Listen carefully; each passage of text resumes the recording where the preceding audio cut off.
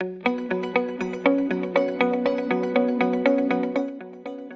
teman-teman semua, perkenalkan, namaku Iko Mangedi Satria Bawa, bisa dipanggil Satria.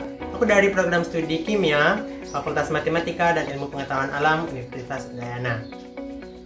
Setelah resmi dinyatakan lolos seleksi SBMPTN UTBK 2020, kini aku diharuskan untuk mengikuti serangkaian kegiatan Ospek Udayana atau dikenal juga dengan nama Student Day. Tentunya acara ini sangat membantuku untuk mengembangkan jati diriku di dunia perkuliahan dan juga membukakan jalan untukku meraih goals yang aku impikan. Goals merupakan suatu hal yang tidak capai teroleh. Tanpa ada goals, hidup kita akan berputar-putar tak memiliki arah. Nah, kita sebagai mahasiswa baru penting sekali memiliki sebuah goals. Mengapa demikian? Karena dengan ada goals, kita dapat menceritakan kehidupan kita nanti saat di universitas serta dapat mempelajari kehidupan kita sebagai mahasiswa dan juga dapat menjadikan motivasi saat kita mulai kehilangan arah. Dalam mencapai goals kita sebagai seorang mahasiswa, ada dua hal yang perlu kita perhatikan. Yang pertama, yaitu hard skill, dan yang kedua, yaitu soft skill. Apa hard skill dan soft skill ini? Hard skill merupakan keahlian spesifik yang diperlukan dalam menyelesaikan pekerjaan tertentu. Dalam konteksnya sebagai seorang mahasiswa, hard skill di sini adalah keahlian kita dalam menguasai bidang ilmu yang kita tekuni. Sedangkan soft skill merupakan keahlian-keahlian penunjang yang akan membantu kita baik dalam mencapai goals maupun dalam mencapai hard skill kita.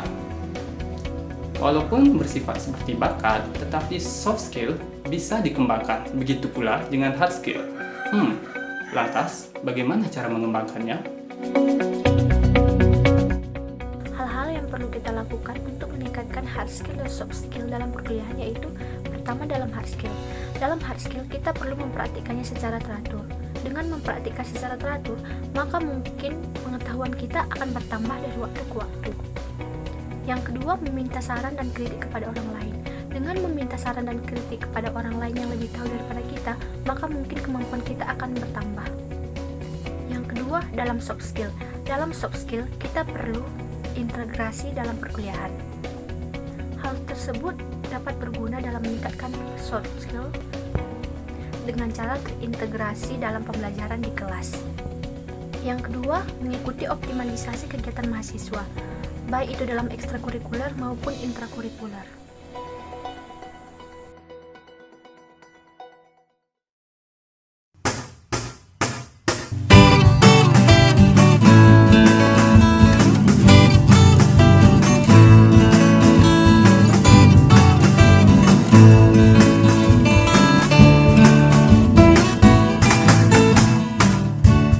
Seperti yang sudah dijelaskan sebelumnya, untuk meningkatkan hard skill, kita bisa melakukan latihan atau praktek secara mandiri di rumah masing-masing. Dalam program daring ini, latihan atau praktek secara teratur dapat membantu kita mencari tahu di bagian mana yang belum kita mengerti. Jika masih belum bisa mengerti, kita bisa bertanya kepada dosen atau kepada teman kita sendiri tentang materi yang belum kita mengerti. Selanjutnya, untuk meningkatkan soft skill, kita bisa mengikuti organisasi kemahasiswaan, baik itu melalui badan eksekutif mahasiswa atau melalui unit kegiatan mahasiswa.